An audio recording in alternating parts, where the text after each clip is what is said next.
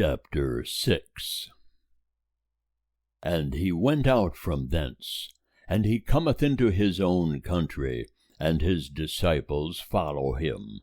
And when the Sabbath was come, he began to teach in the synagogue. And many hearing him were astonished, saying, Whence hath this man these things? And what is the wisdom that is given unto this man? And what mean such mighty works wrought by his hands? Is not this the carpenter, the son of Mary, and brother of James, and Joseph, and Judas, and Simon? And are not his sisters here with us? And they were offended in him.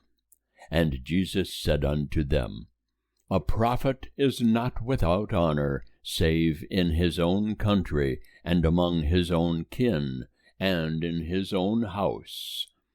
And he could there do no mighty work, save that he laid his hands upon a few sick folk, and healed them. And he marveled because of their unbelief. And he went round about the villages, teaching. And he calleth unto him the 12, and began to send them forth by 2 and 2.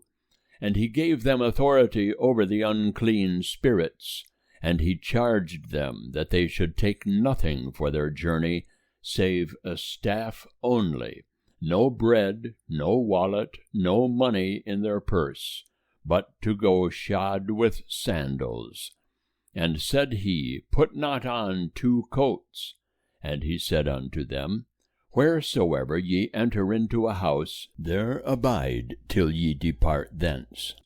And whatsoever place shall not receive you, and they hear you not, as ye go forth thence, shake off the dust that is under your feet, for a testimony unto them. And they went out and preached that men should repent. And they cast out many demons, and anointed with oil many that were sick, and healed them. And King Herod heard thereof, for his name had become known, and he said, John the Baptizer is risen from the dead, and therefore do these powers work in him. But others said, It is Elijah. And others said, It is a prophet, even as one of the prophets. But Herod, when he heard thereof, said, John, whom I beheaded, he is risen. For Herod himself had sent forth, and laid hold upon John, and bound him in prison, for the sake of Herodias, his brother Philip's wife, for he had married her.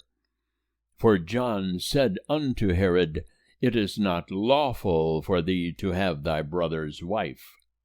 And Herodias set herself against him, and desired to kill him, and she could not. For Herod feared John, knowing that he was a righteous and holy man, and kept him safe. And when he heard him, he was much perplexed, and he heard him gladly. And when a convenient day was come, that Herod on his birthday made a supper to his lords, and the high captains and the chief men of Galilee, and when the daughter of Herodias herself came in and danced, she pleased Herod and them that sat at meat with him. And the king said unto the damsel, Ask of me whatsoever thou wilt, and I will give it thee. And he sware unto her, Whatsoever thou shalt ask of me, I will give it thee unto the half of my kingdom. And she went out and said unto her mother, What shall I ask? And she said, The head of John the Baptizer. And she came in straightway with haste unto the king, and asked, saying, I will that thou forthwith give me on a platter the head of John the Baptist. And the king was exceeding sorry, but for the sake of his oaths, and of them that sat at meat, he would not reject her. And straightway the king sent forth a soldier of his guard, and commanded to bring his head. And he went and beheaded him in the prison, and brought his head on a platter, and gave it to the damsel. And the damsel gave it to her mother. And when his disciples heard thereof, they came and took up his corpse, and laid it in a tomb. And the apostles gathered themselves together unto Jesus, and they told him all things, whatsoever they had done, and whatsoever they had taught. And he saith unto them, Come ye yourselves apart into a desert place, and rest a while. For there were many coming and going, and they had no leisure so much as to eat. And they went away in the boat to a desert place apart. And the people saw them going, and many knew them, and they ran together there on foot from all the cities, and outwent them. And he came forth and saw a great multitude, and he had compassion on them, because they were as sheep, not having a shepherd. And he began to teach them many things. And when the day was now far spent, his disciples came unto him and said, The place is desert, and the day is now far spent. Send them away, that they may go into the country and villages round about, and buy themselves somewhat to eat. But he answered and said unto them, Give ye them to eat. And they say unto him, Shall we go and buy 200 shillings worth of bread, and give them to eat? And he saith unto them, How many loaves have ye? Go and see. And when they knew, they say, 5, and 2 fishes. And he commanded them that all should sit down by companies upon the green grass. And they sat down in ranks, by hundreds, and by 50s. And he took the 5 loaves and the 2 fishes, and looking up to heaven, he blessed, and brake the loaves, and he gave to the disciples to set before them. And the 2 fishes divided he among them all. And they all ate, and were filled. And they took up broken pieces, 12 basketfuls, and also of the fishes. And they that ate the loaves were 5,000 men.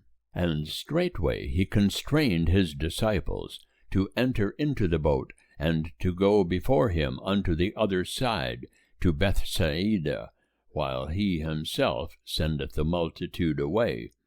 And after he had taken leave of them, he departed into the mountain to pray.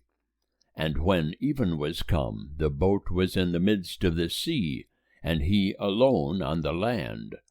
And seeing them distressed in rowing, for the wind was contrary unto them, about the 4th watch of the night, he cometh unto them, walking on the sea, and he would have passed by them. But they, when they saw him walking on the sea, supposed that it was a ghost, and cried out, for they all saw him, and were troubled. But he straightway spake with them, and saith unto them, Be of good cheer, it is I, be not afraid. And he went up unto them into the boat, and the wind ceased, and they were sore amazed in themselves, for they understood not concerning the loaves, but their heart was hardened. And when they had crossed over, they came to the land unto Gennesaret, and moored to the shore. And when they were come out of the boat, straightway the people knew him, and ran round about that whole region, and began to carry about on their beds those that were sick, where they heard he was. And wheresoever he entered, into villages, or into cities, or into the country, they laid the sick in the marketplaces, and besought him that they might touch, if it were but the border of his garment, and as many as touched him were made whole. End of chapter 6.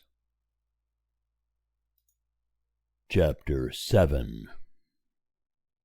And there are gathered together unto him the Pharisees, and certain of the scribes, who had come from Jerusalem, and had seen that some of his disciples ate their bread with defiled, that is, unwashen hands. For the Pharisees and all the Jews, except they wash their hands diligently, eat not, holding the tradition of the elders. And when they come from the marketplace, except they bathe themselves, they eat not. And many other things there are which they have received to hold, washings of cups and pots and brazen vessels.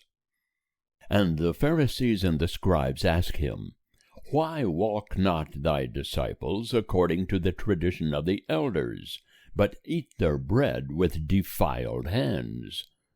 And he said unto them, Well did Isaiah prophesy of you hypocrites, as it is written, This people honoureth me with their lips, but their heart is far from me.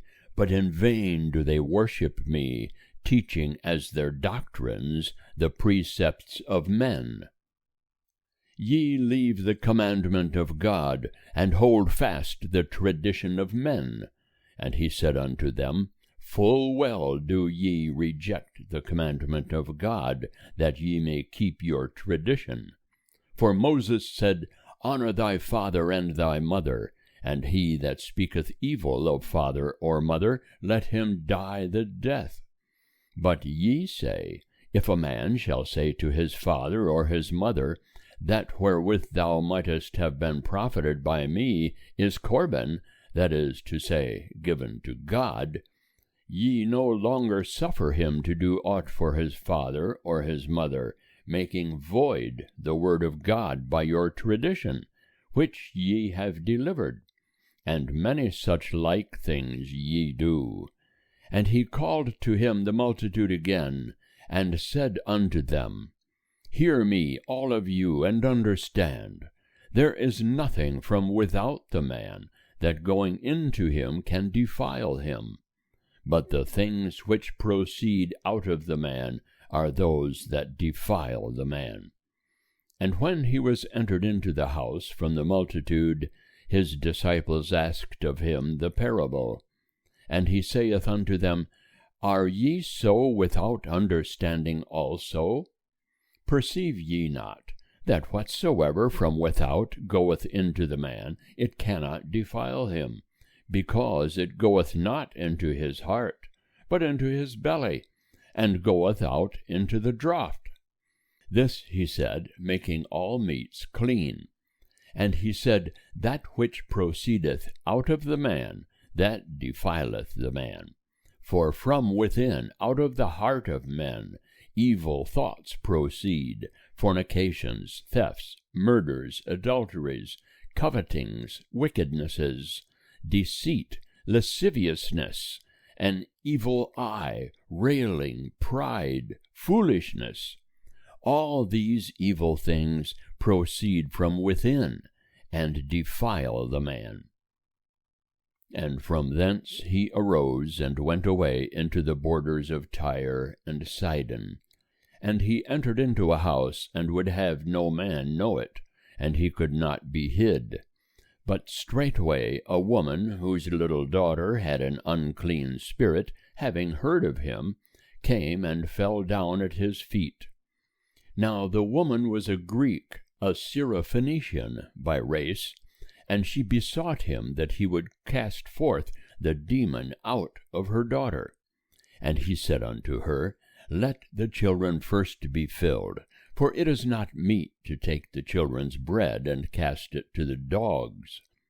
But she answered and saith unto him, Yea, Lord, even the dogs under the table eat of the children's crumbs. And he said unto her, For this saying go thy way, the demon is gone out of thy daughter. And she went away unto her house, and found the child laid upon the bed, and the demon gone out. And again he went out from the borders of Tyre, and came through Sidon unto the sea of Galilee, through the midst of the borders of Decapolis. And they bring unto him one that was deaf, and had an impediment in his speech. And they beseech him to lay his hand upon him. And he took him aside from the multitude privately, and put his fingers into his ears, and he spat, and touched his tongue. And looking up to heaven, he sighed, and saith unto him, Ephphatha, that is, be opened. And his ears were opened, and the bond of his tongue was loosed, and he spake plain. And he charged them that they should tell no man. But the more he charged them, so much the more a great deal they published it. And they were beyond measure astonished, saying, He hath done all things well. He maketh even the deaf to hear, and the dumb to speak. End of chapter 7.